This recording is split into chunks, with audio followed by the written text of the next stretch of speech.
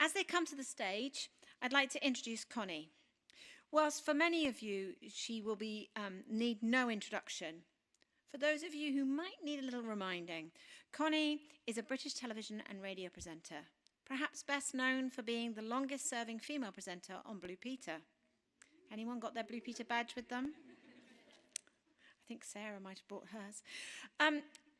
But she's also a screenwriter, a children's author, and she sat on Ealing Music Hub board. Konnie, we're really delighted to have you with us. Amy, I'll hand it over to you to continue this session. Thank you.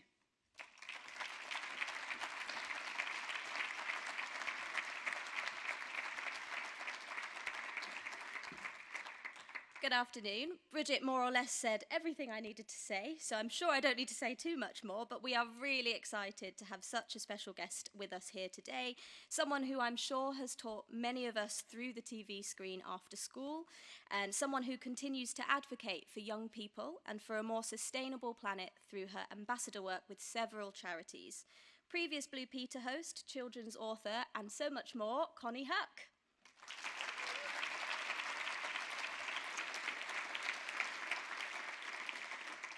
Good afternoon. It is great to be here today, finally. I had a bit of a journey coming up because of the snow. We can't cope with that, can we, in the UK? But I have made it, thankfully. Now, as already mentioned, as well as being a children's broadcaster and author, I'm actually an ambassador for Ealing Music Hub and work closely with Ealing Music Services. And so I'm just going to share with you some of my experiences. First of all, growing up, my path through music and through growing up that led me to be an environmental ambassador for several charities, including Kew Gardens, and why I think music is so important when it comes to not just eco things and sustainability, but diversity and actually a brilliant, bright future for our young people. So we're going to rewind. My parents came over to the UK in the 1960s, as with many immigrant parents, with dreams of giving their children a better future. And I was the youngest of 3 children, and we grew up with a piano in our household. Now, as is the case with many that are the youngest, my elder sister got piano lessons. My middle sister got piano lessons. By the time it got to me, the novelty wore off. I did not get piano lessons, but nevertheless, we had a piano in the house. And I remember, you know, this is pre-iPads. I looked up, actually, this morning. The iPad came into effect in 2010. So we're rewinding now. I was born in 1975. Don't do the maths. But basically, this is in times when there were no computers and nothing fun to take up my time after school. So I used to sometimes sit at the piano, tinkling away, wishing and dreaming that I could have got the piano lessons, had my sisters done better and got distinctions in their piano grades and so on and so forth. But even now today, some of the things that I self-taught myself, including the theme music to Cheers, I can still play on the piano, even though I didn't get those formal lessons, which brings me on to the fact that young people, when things reach them at their core in those early formative years, they take it with them through life. And I'm always saying that between the ages of 0 to 7, young people are shaping and forming. Basically, by the time they hit secondary school, the blueprint is fixed. By the time they're in their 20s, the person is formed so much so that by your 30s, you need therapy to undo it all. So basically, it's really, really important that we put the right values and the right morals and also the right mindsets into our young people. And music, especially in these modern times, is really very key when it comes to that. So lots of you will know the positives of music to young people. Young people that take up a musical instrument and or take part in a choir have many, many advantages on their non-musical counterparts in that music can help posture and sitting still. Now, I have a son with ADHD who finds it impossible to sit still, but luckily he does the piano, and that also helps with stress. It helps with time management. It helps with concentration, listening. It helps with creativity.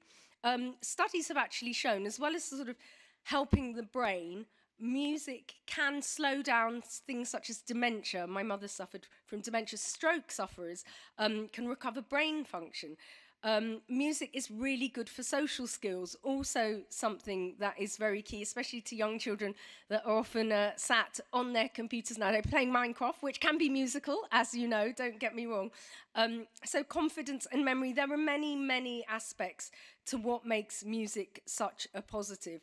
So basically, I never got to play any instruments, but when I grew up in West London, and I was quite shy growing up. I grew up in an area that was quite sort of middle-class, suburban, and not a lot of sort of ethnic minority immigrants. And so I often felt, and my parents scrimped and scramped and sent me to private school, actually. And I often felt sort of a bit like I was the kid that didn't go on the skiing trips and so on and so forth. And I do think that actually music helped, in a way, music and drama, to bring me out of my shell. So my school, which was in Ealing, I haven't moved very far over the years, had a choir which I joined. And the collaboration, the spending time with other people really helped me to come out of my shell. As I said before as well, it helps creativity. And by the age of 14, I actually auditioned for the National Youth Music Theatre and managed to get a role in one of their plays, performing at Sadler's Wells and also at the Edinburgh Festival. And what relevance does this have to where I am today, I may hear you ask? Well, I actually ended up going on Blue Peter at the age of 14, and it just so happened the bit they chose, I only had 4 lines in the whole play. Jude Law was in the play, and people much swankier than me. But it happened that my singing solo was on Blue Peter at the age of 14. And, you know, I'm not saying that necessarily helped me to get the job years later, but these things help set young people on a path. And that path, I think, in today's environment of so many things vying for young people's attentions, because we live in such a progressive consumerist society, I think music is really, really beneficial, which brings me on to the environmental aspect. We live in times now where you hear of things like disposable fashion, but let's face it, we've gone beyond just disposable fashion. In some parts of London, you could refer to disposable fitted kitchens and people would know what you mean. People now dispose of and upgrade possessions so quickly, and it's not sustainable with a dying environment. You know, and I say disposable fitted kitchens, our next door neighbours, I shouldn't say this actually, I shouldn't name it, some people that live in the vicinity of my home, they moved into a fully done up house and then they gutted the whole thing and redid it. And it sort of broke my heart when I'd look in the skip and see all the things. I was like, oh, that corner sofa's really nice. Why are they throwing it out? But the point being that, you know, we talk of something like disposable fashion. We now have disposable tech, disposable fitted kitchens. People often do lip service and think, oh, well, I've got my reusable cup and I've got my bag for life, so it doesn't matter if I just buy 1 million pairs of shoes or whatever. And it needs to be that when we think of the environment, it's not lip service. We need to consume less, because all consumption is ruining our environment. You know, for millions of years, man was a hunter-gatherer, and the rate of progress was like that. And with every change, the rate of progress tends to change gradient. And so, for instance, we learnt how to have settlements, and with that then medicines came about because disease took hold, but also with settlements we could farm and have economies of scale. And then, for instance, we learned how to convert energy so we could use steam energy and travel with the railways. And then, you know, things progressed and we have electricity, which means that we could light this room up. We now have the internet, which means we can communicate with each other. We have so many things, and it means that the rate of innovation is such that every bit of progress, every new innovation leads to 10 more, leads to 10 more, leads to 10 more. So the spider diagram is just getting bigger and bigger and more complex. And all of that has carbon footprint associated. Now, when it comes to music, if you think about playing a musical instrument, for instance, musical instruments are not disposable, fast consumer products. And for instance, music hubs and music services often lend out instruments to people that can't afford instruments. So this is diversity and it's environmental awareness in progress.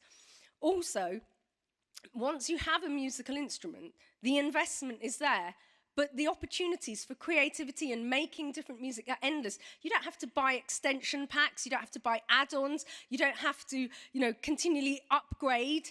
This is an investment that has so much potential, but yet it doesn't have a high carbon footprint.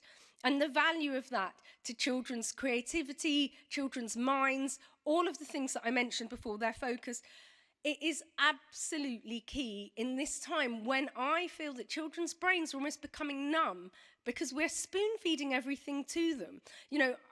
I talk of things like extension packs and so on and so forth. Even something as simple as, for instance, Lego. Nowadays, you can buy all these different things with Lego. To keep on the theme of musical instruments, say you buy a Lego saxophone. Often children will make that and just keep it, which is great. But I noticed the other day with my child, he makes these things, but he doesn't sort of creatively make things with Lego like I used to. I used to build whole worlds, and maybe the things and the people were a bit funny or wonky at times, but I would use what pieces I have to create the end product.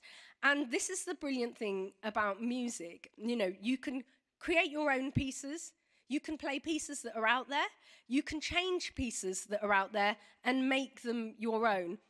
And just going back to growing up in my household, I remember, so my parents, they used to sometimes play sort of Indian films and play Indian music. And like I said, I was growing up in this very middle-class neighborhood. And I used to just think, why can't my parents just be like all the other parents? Why do they have to listen to this stuff? Oh, why do they have to eat rice with their hands? Why does my mum wear a sari? All this sort of stuff. Because things weren't as progressive as they are now. And then I remember getting a bit older, and I remember Blur brought out a single, Beatle one, and I was playing it at home, and then my mum was like, oh, this is the sitar playing. And I was like, yeah, that's the sitar. And it sort of made me feel cool and proud, which brings me on to the fact that at our school we had a heritage day the other day where the Black and Afro-Caribbean Society put on a great event with loads of brilliant music, and loads of the children were just dancing and singing along and really proud of their culture and heritage. And that's the thing as well. No matter what your background is, you will have some form of musical influence, maybe an instrument that's a bit different. Whatever it is, it brings something new to the table, and that's diversity as well. And Ealing Music Services do a brilliant thing which is called cadenza. Every Saturday, children can take part in cadenza. And it's a very carefully structured session which takes into account all levels of musical ability and all ages, so that young people can play together in an ensemble fashion. And there's lots and lots of things like sort of cadenza and musical showcases that can help not only bring culture together, but bring children together, different backgrounds together, different mindsets together, and the possibilities that the music services and hubs up and down the country, and the sort of power that you have in your hands to enthuse children that might not necessarily fulfill their full potential otherwise, is really great. So, with great power comes great responsibility, guys, and that's on your shoulders. I realised that I never pressed here to set the timer, so I have no idea how far I'm going, but we are going to do a bit of a Q&A session now. So if there's anything that I haven't covered, I think we will cover it now. So I'm going to hand back to Amy.